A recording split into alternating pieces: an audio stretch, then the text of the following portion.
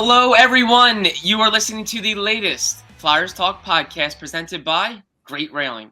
I'm Jordan Hall, and as always, I'm joined by the wonderful Taryn Hatcher and the dynamic Joe Fordyce. Joe, Taryn, the Flyers are coming off two crushing, demoralizing losses for the reason that they were right there. They were right there with two divisional teams, two rivals. They had third period leads in two games, Tuesday against the Penguins in Pittsburgh, a team that's rolling, and last night, Thursday, against the Capitals at home. They lose both those leads, and they pick up two more losses, four straight now for the Flyers. You almost feel for them. You almost feel for them because the effort's there. They don't have a lot of guys, but different guys are starting to step up, and you're seeing almost complete game efforts until it's closing time, and they just don't have the confidence to close. Taryn, closing time. Sorry. Yes, the Flyers they're not doing well in closing time. It's the one thing that's kind of really eluding them right now, which is a shame because, a win over the Penguins in Pittsburgh would have been a really nice feather in their cap. A win at home to start that 8-game homestand against the Capitals, against Alex Ovechkin and company, also would have been a nice little thing for this team. But both of those things elude them. And Taryn, do you almost feel for this team as they pick up these losses?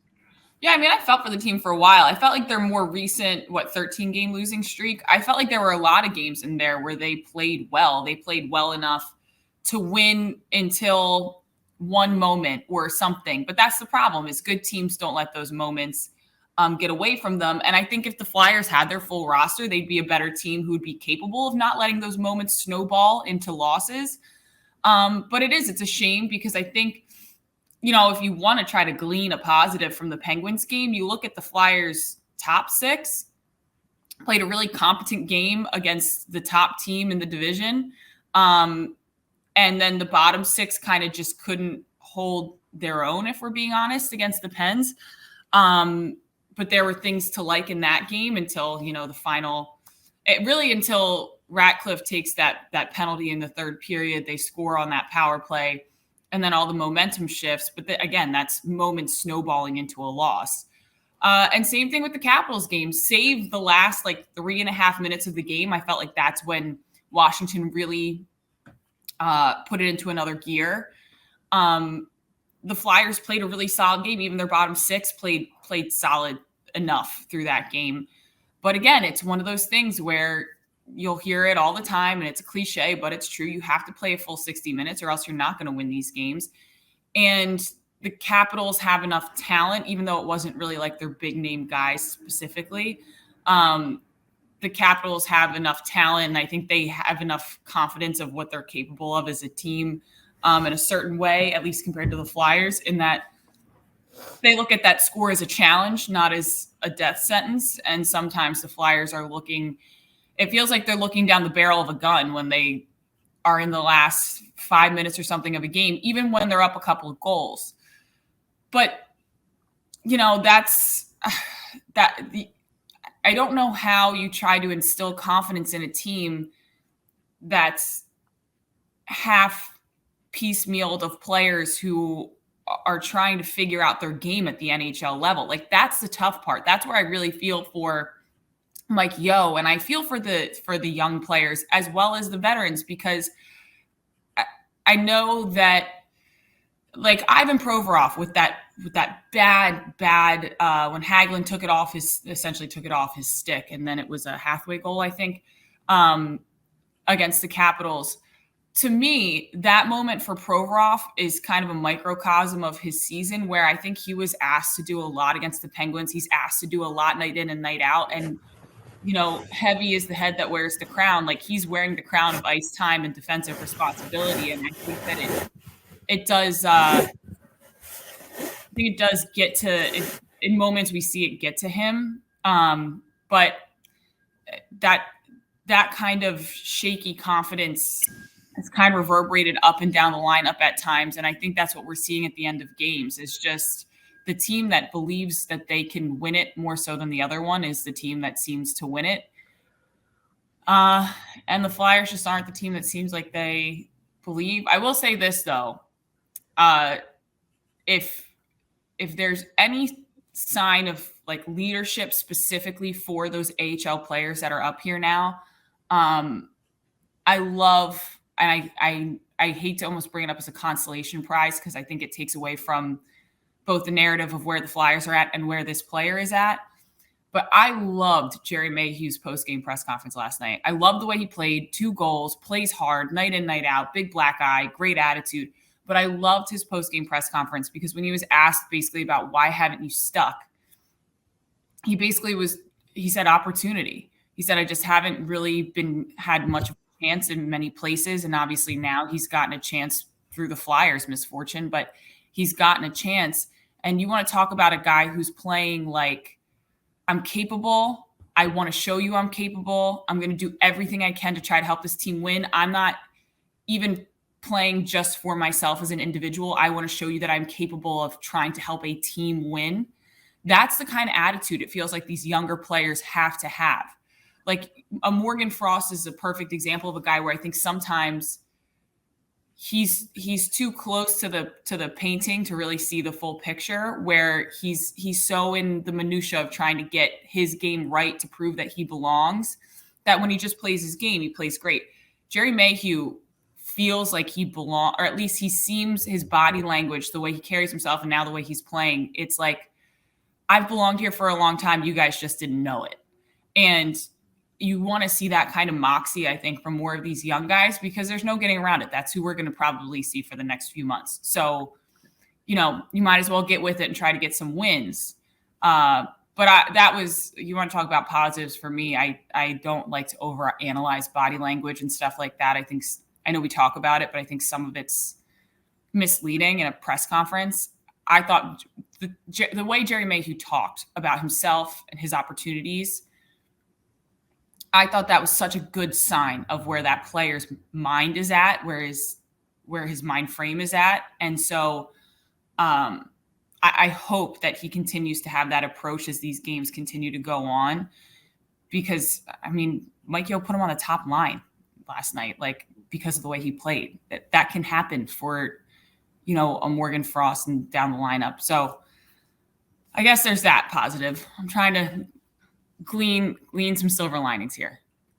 Yeah, if you're looking for, in a season that's absolutely marred by negatives, if you're looking for some feel-good storylines, Jerry Mayhew is one of them. You think of Oscar Lindblom, who has certainly looked like the Oscar Lindblom of old in many ways. He looks like himself again, which is awesome to see for him and for so many others. And then Jerry Mayhew, you mentioned, he's 29 years old.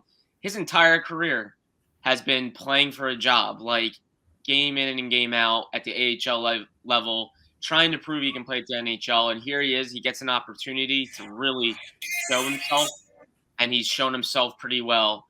Good for him. And you hope that maybe like this leads to more, whether it's here in the Flyers organization or somewhere else. Good for that young man.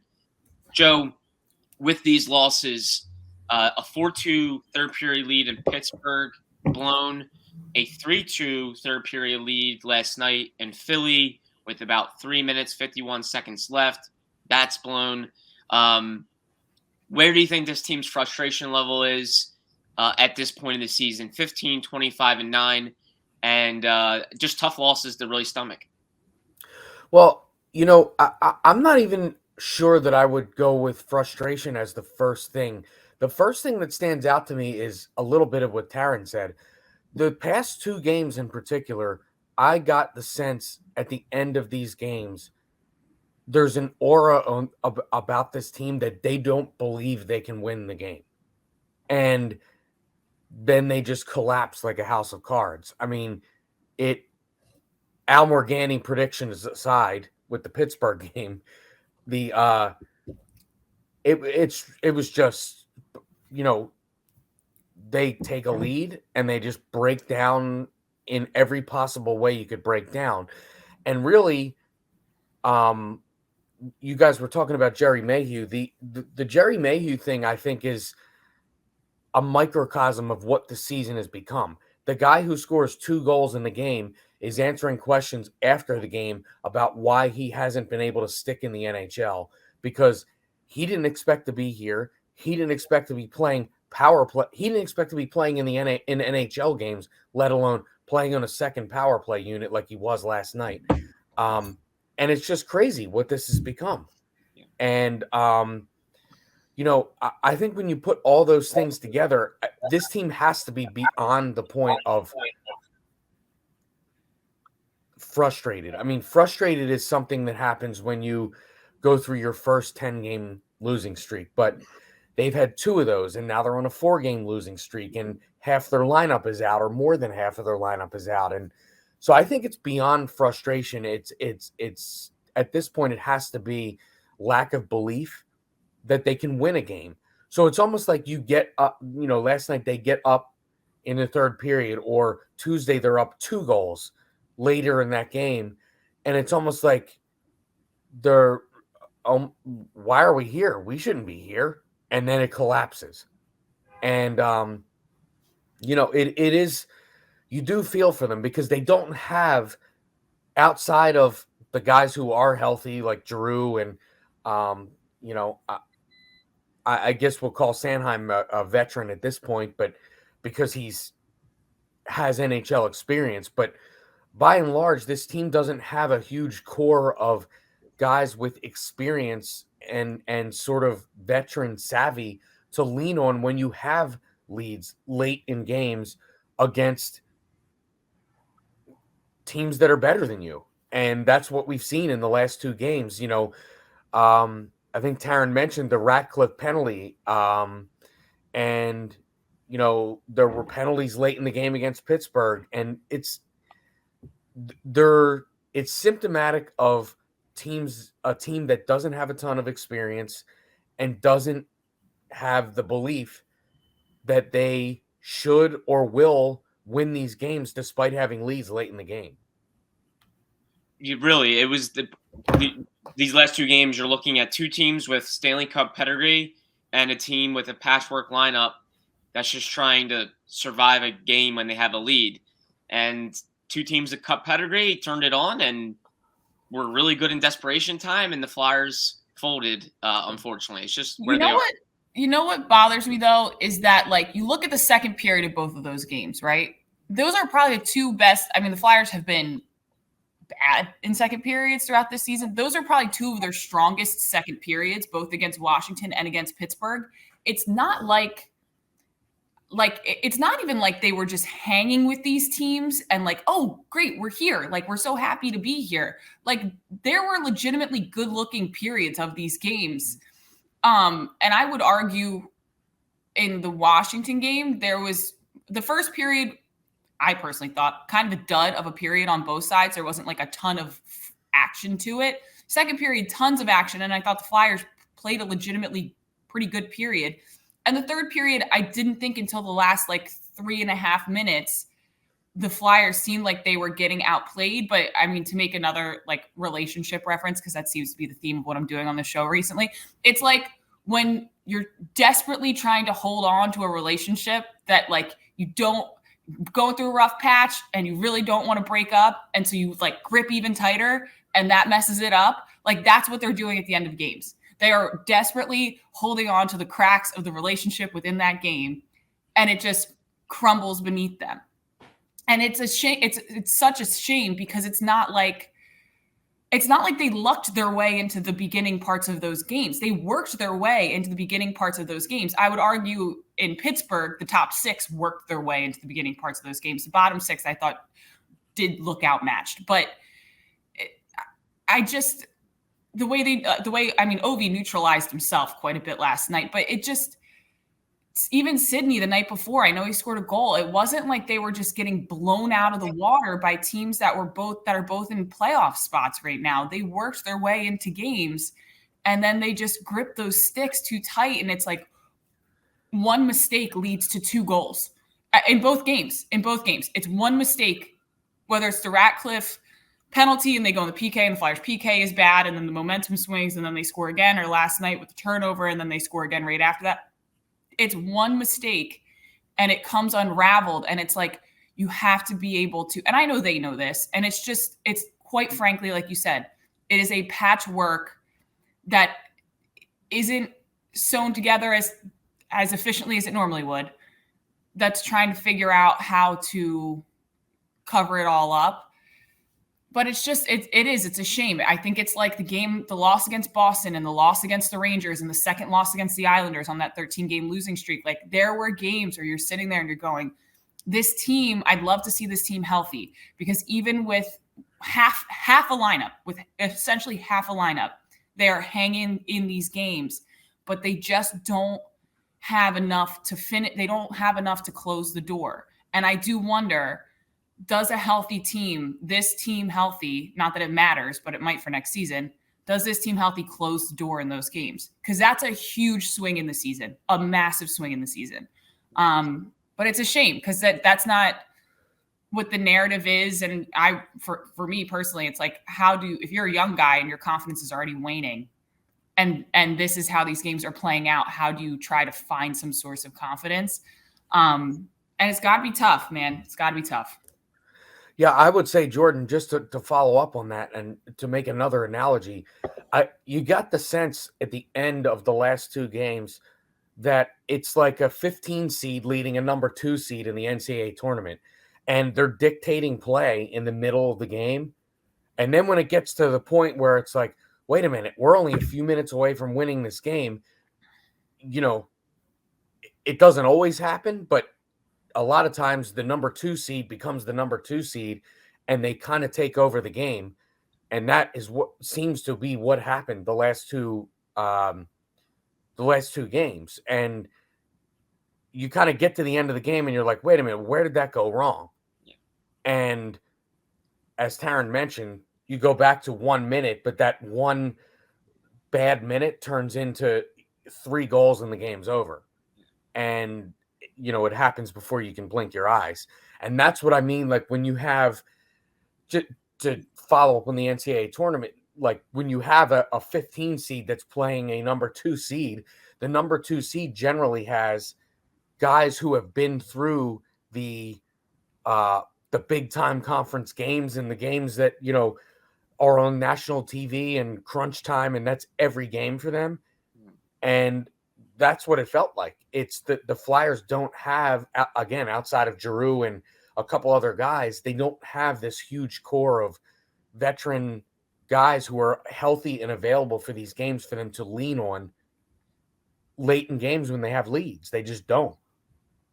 I wanted to work a Rutgers, Illinois reference in here, because for those of you who don't follow college basketball, Rutgers upset number 12 ranked Illinois, and I was there watching it. But the thing is that Rutgers won that game, so I can't work a reference in there. They've won 5 straight games against ranked teams, right? 4. Okay. Yeah. Yeah. No, I'd love a 5th, but they've won 4 consecutive against ranked opponents that were supposed to pummel them, including when Purdue was ranked number 1 in the country. But to that point, honestly, Illinois, by the end of the game, Illinois had shot 38% from the floor. But in the first half, I think they were in the 20s. And you sit there and you go into the second half, and Rutgers was leading by 23, I want to say, at half. And you go, well, there's no way Illinois stays that cold in the second half. And they didn't. They started hitting shots. The difference was, to your point, Joe, Rutgers has a ton of upperclassmen who have played in NCAA tournaments. They've upset ranked teams in years past. And whenever the Illini would go on a run, it was like Geo Baker would be like, all right, I'm going to throw an alley-oop and I'm going to have Ron Harper Jr. dunk it, and let's get the crowd back into this. And they respond to the run, and that's how it goes. I do think a healthy Flyers team has pieces to respond. I don't think a team of freshmen against a number 12 ranked Illinois team that goes from shooting 20% from the floor to hitting a bunch of threes would have known how to respond in that situation. And it's tough to watch, because you hate to say it feels like whatever first segment of the game they played well is wasted, but you do kind of feel especially for, the Jerry Mayhews of the world who have 2 goals in that game and worked his tail off, ooh, that goes wasted. Even Martin Jones made some big stops, point blank, Backstrom, Ovi at the end of the game. And you forget about it because the one deflects off Hathaway's pants. And the way it looked initially, you go, ooh, you want Martin Jones to have that. And then you look at the deflection, you're like, maybe it's not as easy of a save as we thought it was. But that's how it's been for both Flyers goaltenders all year as well. And we've talked about that at length. But sorry, Jordan, go ahead. Sorry, bud. How are the Bronx? Go Bronx. Go Bronx. Flyers Talk is brought to you by Great Railing. Stop into Great Railing for the highest quality and lowest prices on all your railing, decking, and fencing needs. Well, the inevitable has happened. We knew if the Flyers season did not go as planned, we knew if the Flyers had a down year, which they are, Claude Giroux trade talk was going to happen. And it's now one of the biggest discussions really throughout the league and media members that cover the NHL. He is probably the hottest commodity on the trade market going up to this March 21 deadline. So Claude Giroux spoke this week on Wednesday. Our very own Taryn Hatcher had a one-on-one with Giroux. Let's get into that interview, and then we'll talk a little bit about it afterwards. Enjoy, Flyers fans. What has been the toughest part of this season for you? I'd say probably coming into the season. Chuck made some great moves in the summer, and we had a good start to the season. Everything was going great, and then a couple injuries, and now we got about 10, 11 guys out. So it's been tough like that, just because we not able to see what we could have done. So it's a lot of frustration how it happened. And then what has this experience been like for you, especially over the past, I would say, like 4, 5, 6 weeks, where the constant talk about trade rumors and what a coveted piece you are in the market, and ultimately the decision lies in your hands, but you still have a hockey team here that you're trying to win games with? Yeah, it's definitely pretty stressful. It's no fun. You wanna go out there every night and wear that logo with pride and try to get some wins. And example of last night, we're playing a good game and find a way to lose. So it's been pretty much the same story for a month or two. So the only word I got for you is we're all pretty frustrated right now. On an individual level, how do you navigate all of that swirling around out there when there is also so much frustration that you're trying to kind of keep contained here? Yeah, I mean, we're fully committed right now on going out there as a team and finding ways to win hockey games. I think mentally it's probably the hardest, not just for myself but for my teammates too. We have each other's back out there. We're trying to find ways to win some hockey games, and moving forward, we just got to keep having the same mindset. It seems like there's a lot of people that want to talk about your legacy here, especially with the number of milestones you've reached over the past 2 seasons before you're even gone from this place. What is that like for you? I hit a lot of milestones this year, and it's a great honor to be able to be compared to all the great Flyers that have been here. And I've been here for 13, 14 years now, so being able to get there, it's definitely an honor. I guess it's, if I'm not mistaken, January of 2013 when you became captain of this team. Lots has happened since then. Crazy things in the world have happened since then as well. If you could go back to 2013, Claude Giroux, and give him any advice about what he's about to go through and how to handle it, what would you tell yourself? Just relax and enjoy it. I think it happened so quick. It's crazy to think that it's been that long.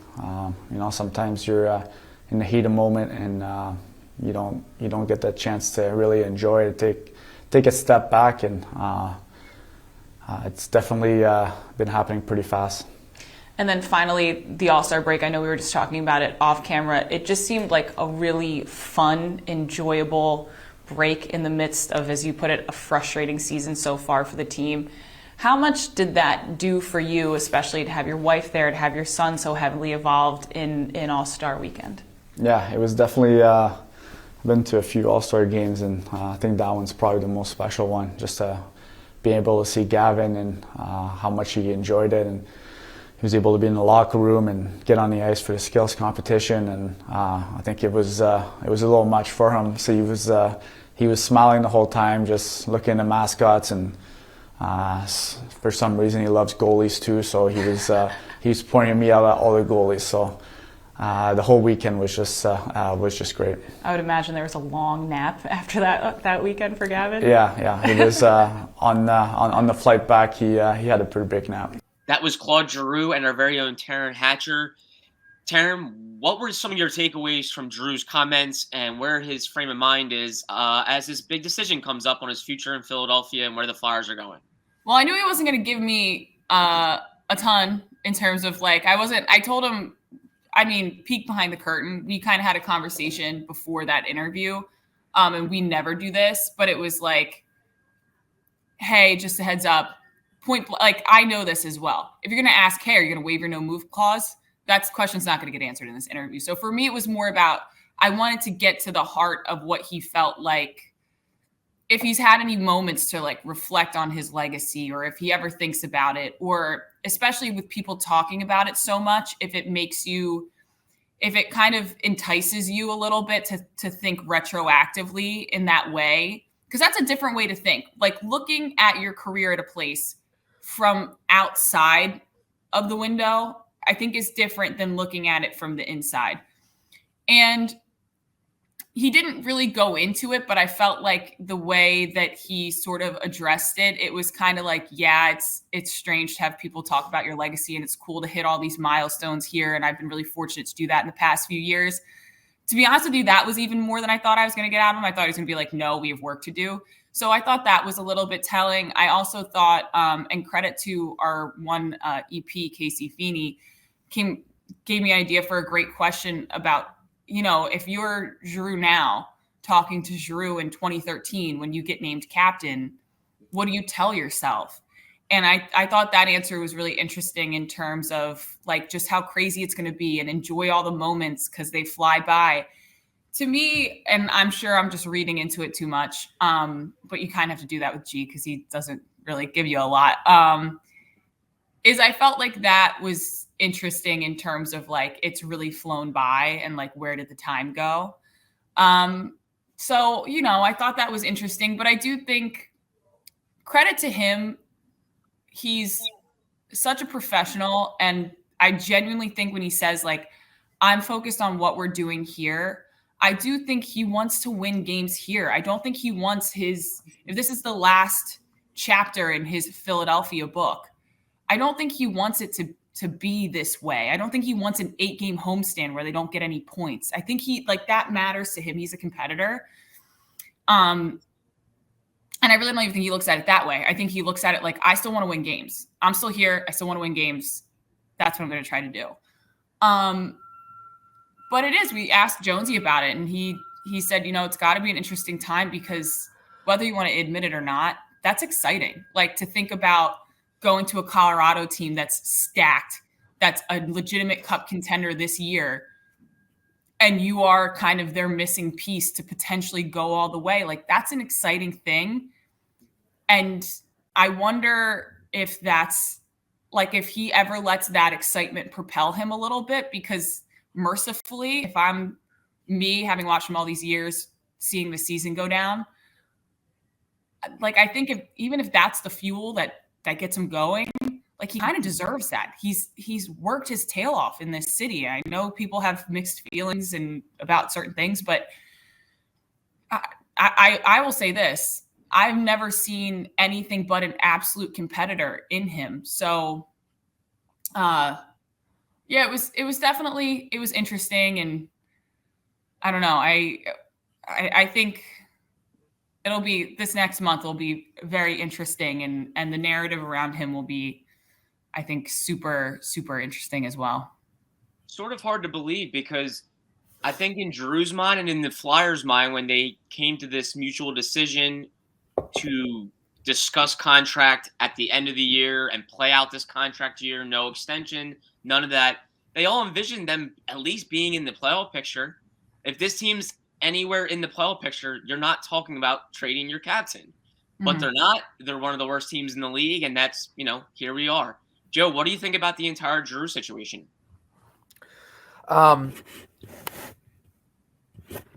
It's interesting, because as he was coming in to do the interview with Taryn, he was in a long conversation with Bill Barber, of course, the Hall of Famer and 2-time Stanley Cup champion. And it appeared, and I was not eavesdropping, but it appeared that Giroux was doing a lot of listening.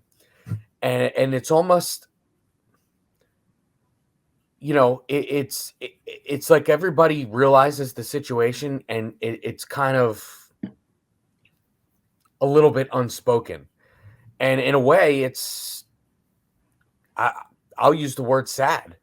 Because as Taryn mentioned, this is not the way a player wants to end a tenure with a team that's the only team that they've played for in their professional career. And you know, he has always been a pretty stoic guy, a guy that's not really the emotion we see from Giroux is on the ice, his competitiveness, and we see those things come out on the ice and not so much off the ice. And I would wonder if he feels a feeling of sadness or if it's more of a anger or competitive type of thing. But it's hard to tell that with what he says because, he he obviously maintains that he wants to win games for this team right now and he's focused on this. And I'm not doubting that he is, but human nature tells you that there has to be other things on his mind. And, I think any team that it seems to be Colorado's the popular team in the discussion. And of course, Giroux can essentially dictate where he goes. Any team would benefit adding that to their roster. And Giroux would generally,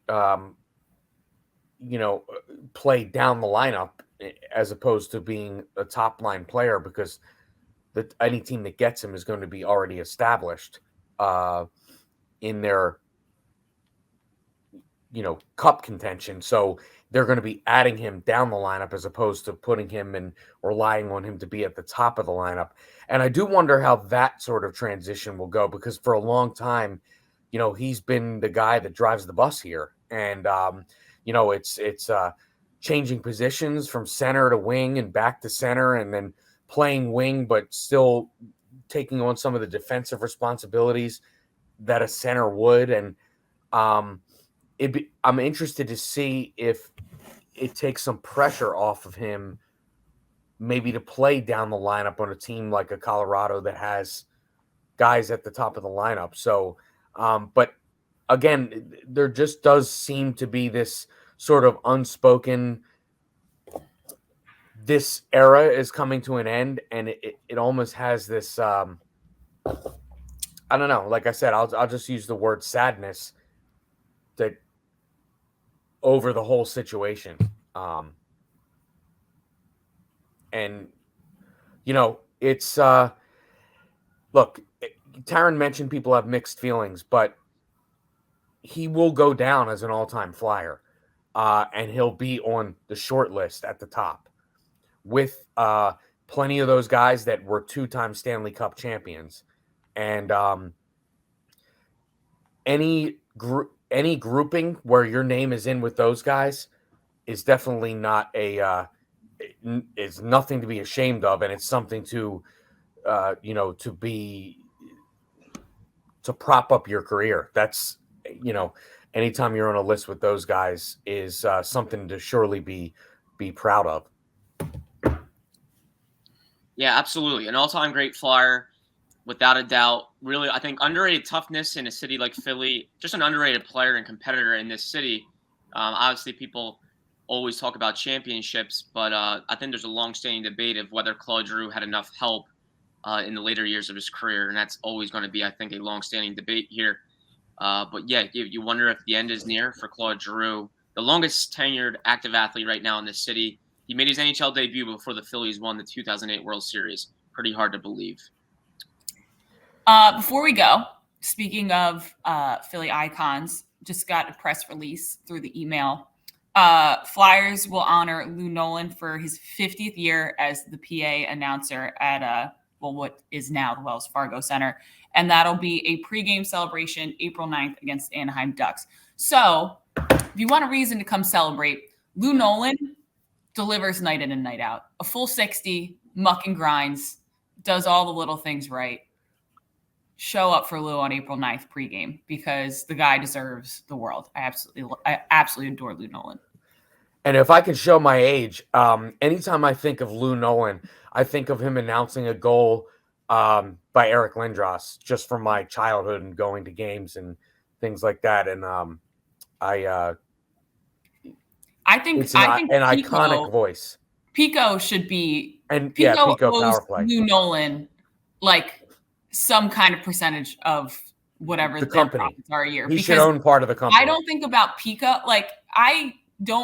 Pico ever in my day, because why would I? Other than Lou Nolan yelling Pico power play, and the whole crowd yells it. He's a legend. I love that guy. He's an icon, and the thing that really amazes me about his story, he's been with the Flyers since the inception of the franchise. That's insane. He's been there since day one of the franchise. It's just kudos to him, an icon, and an icon that deserves a tribute. So fans, seriously, get there for that. I don't think anyone's going to want to miss that. But plenty of to talk about, plenty to follow as this Flyers season goes on. The remix. Sorry, go ahead. Thank you, Taryn. I mean, Jordan, I do it like 8 times a show, so Yes. I got to give it to somebody else every once Absolutely. in a while. Well, thanks so much, Taryn and Joe. Great seeing you. Great chatting with you guys. Great to hear from Claude Giroux and Taryn's And one-on-one. you know what, Jordan? I should point out one more thing. I think Taryn has banned Al from doing any virtual scores or predictions. I tried. He still does them. He does them every game. Every time he predicts a win, they lose. Every time he predicts a loss, they win. And I say, this is an easy formula, Al. Just predict losses, and then they will win.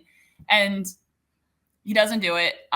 So whatever. It's fine. Everything's fine. I saw he was the big jinx on the Pittsburgh loss. That was we roasted him to the point that my mom texted me during the postgame show and was like, please stop being mean to Al. You've taken it too far. Well, what's interesting about that Pittsburgh game is after the first period, after we did the intermission hit, Taryn and Al come up into the newsroom, and Al says, well, this will be good. They'll get this win. And I said, Al, and Taryn heard it and scolded him. And then he put it on record in the third period hit. And we know how that turned out. A hit, which, by the way, we had decided as a rule to make it generic in that we're not going to predict what's going to happen or how things are going to play out. Just what needs to be done. Like the destination we don't know. But what the journey needs to look like, we can say that. And Al was just like, screw that.